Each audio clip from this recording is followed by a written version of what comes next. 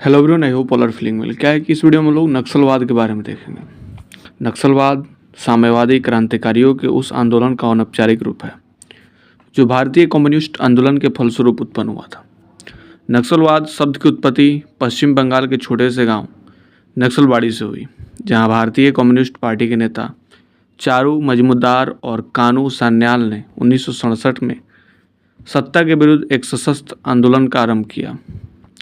मजमूदार चीन के कम्युनिस्ट नेता माओत्से तुंग के बहुत बड़े प्रशंसक में से थे और उनका मानना था कि भारतीय श्रमिकों एवं किसानों की दुर्दशा के लिए सरकारी नीतियाँ उत्तरदायी है, जिसके कारण उच्च मार्गों का शासन तंत्र और फलस्वरूप कृषि तंत्र पर वर्चस्व स्थापित हो गया।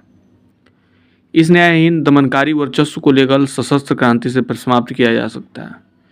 1967 में नक्सलवादियों ने कम्युनिस्ट क्रांतिकारियों की एक अखिल भारतीय समन्वय समिति बनाई।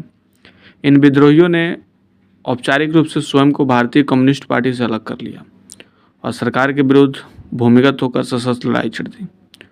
1971 के आंतरिक विद्रोह और मजमूदार की मृत्यु के बाद यह आंदोलन एकाधिक शाखाओं में विभक्त होकर कदाचित अपने लक्ष्य और विचारधारा से विचलित हो गया। फरवरी 2019 तक 11 राज्यों और 90 जिले वामपंथी उग्रवाद से प्रभावित हैं।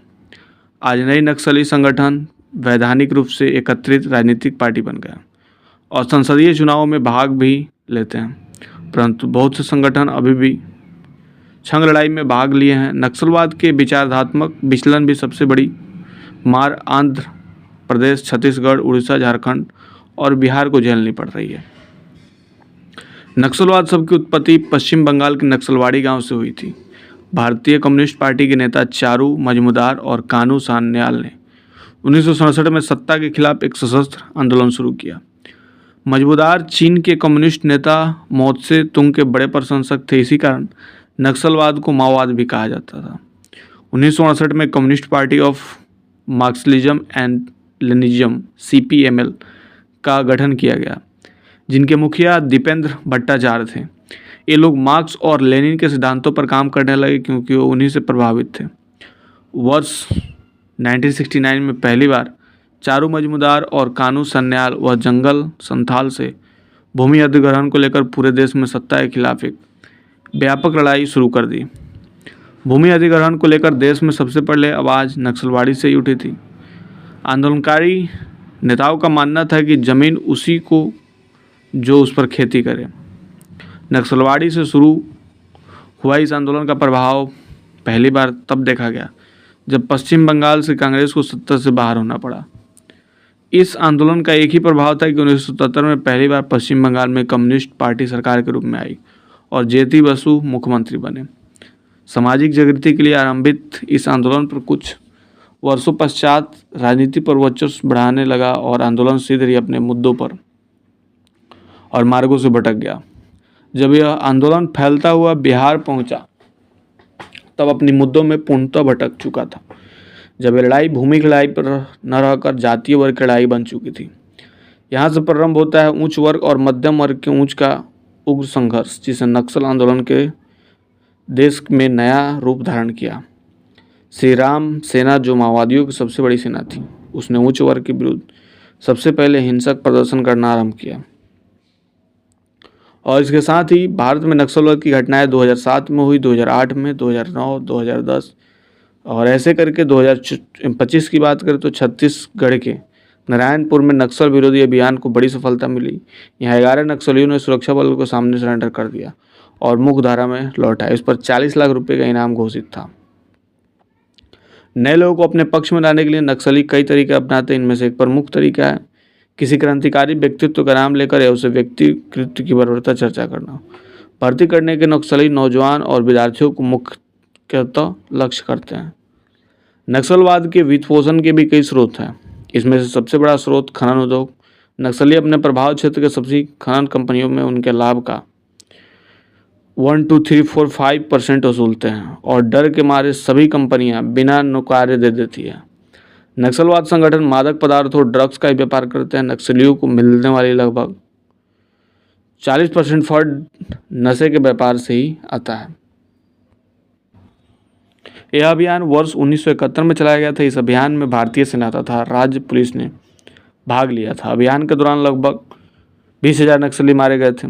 यह अभियान वर्ष 2009 में चलाया गया और नक्सल विरोधी अभियान को इनाम मीडिया द्वारा प्रदान किया गया था। इस अभियान में पैरामिलिट्री बल तथा राष्ट्र पुलिस ने भाग लिया। यह अभियान छत्तीसगढ़, झारखंड, आंध्र प्रदेश तथा महाराष्ट्र में चलाया गया। 3 जून 2017 को छत्तीसगढ़ राज्य के सुकमा जिले में सुरक्षा बलों द्वारा अब तक के सबसे बड़े नक्सल विरोधी अभियान प्रहार को प्रारंभ किया गया। सुरक्षा बलों द्वारा नक्सलियों के चीता गुफा में छिपे होने की सूचना मिलने के पश्चात इस अभियान को चलाया गया था। इस अभियान में केंद्रीय रिजर्व पुलिस बल के cobra commando, Chhattisgarh police, district reserve guard तथा इंडियन एयरफोर्स के एंटी नक्सल टास्क फोर्स ने भाग लिया था। यह अभियान चिंता गुफा पुलिस स्टेशन के क्षेत्र के अंदर स्थित चिता गुफा जंगल में चलाया गया था, जिसे नक्सलियों का गढ़ माना जाता है। इस अभियान में 3 जवान शहीद हो गए तथा कई अन्य घायल हो गए। अभियान के दौरान 15 से 20 नक्सलियों के मारे जाने की सूचना सुरक्षा बल के अधिकारियों द्वारा की गई। खराब मौसम के कारण 25 जून 2017 को इस अभियान को समाप्त कर दिया गया। नक्सलवाद के इतिहास की बात करें तो 1967 में नक्सलवाड़ी गांव में किसानों ने जमींदारों के खिलाफ विद्रोह किया था, जिसे नक्सलवाड़ी विद्रोह के नाम से जाना जाता है। इस विद्रोह ने नक्सलवाड़ी नाम एक विचारधारा से जन्म लिया जो माओवादी सिद्धांतों पर आधारित था। नक्सलवाद की विशेषता है, नक्सलवाद एक विचारधारा है जो मार्क्सवादी, लेनिनवादी, माओवादी सिद्धांतों पर आधारित है। नक्सलवादी सशस्त्र संघर्ष, छापामार युद्ध और आतंकवादी हमलों के माध्यम से अपनी मांगों को पूरा करने की कोशिश करते हैं। नक्सलवाद मुख्य रूप से भारत के पूर्वी, मध्य और दक्षिणी हिस्सों में सक्रिय है, विशेष रूप से छत्तीसगढ़, झारखंड, बिहार, उड़ीसा और आंध्र प्रदेश में। नक्सलवाद भारत में एक गंभीर सुरक्षा की चुनौती बना है। सरकार द्वारा नक्सलियों के खिलाफ कई अभियान चलाए गए हैं, जैसे ऑपरेशन ग्रीन हंट, ऑपरेशन प्रहार। नक्सली हिंसा में कमी आई है, लेकिन यह अभी भी जारी है। नक्सलवाद से निपटने के लिए सरकार विकास और सुरक्षा दोनों पहलुओं पर ध्यान दे रही है। भूमिहीनता और गरीबी, सामाजिक और आर्थिक असमानता, सरकारी नीतियों और कार्यक्रमों की विफलता, पुलिस और प्रशासनिक अक्षमता। नक्सलवाद से निपटने के लिए जो कदम उठाए गए हैं, सुरक्षा बलों द्वारा चलाए जा रहे अभियान, विकास परियोजना और सामाजिक कल्याण कार्यक्रम का कार्यान्वयन, नक्सलियों के साथ बातचीत करने का प्रयास। नक्सलवाद की समस्या का समाधान केवल सुरक्षा बलों द्वारा नहीं किया जा सकता। सामाजिक, आर्थिक और असमानता को दूर करना, लोक विकास को बढ़ावा देना और लोगों को न्याय दिलाना भी आवश्यक है। नक्सलियों के साथ बातचीत करना और उन्हें मुख्य धारा में वापस लाने का प्रयास करना भी एक महत्वपूर्ण है। तो ये थी छोटी सी information Naxalism in India. I hope आपको समझ में आया होगा और जल्दी मिलता है ऐसे कोई नया वीडियो लेकर, तब तक के लिए बाय बाय।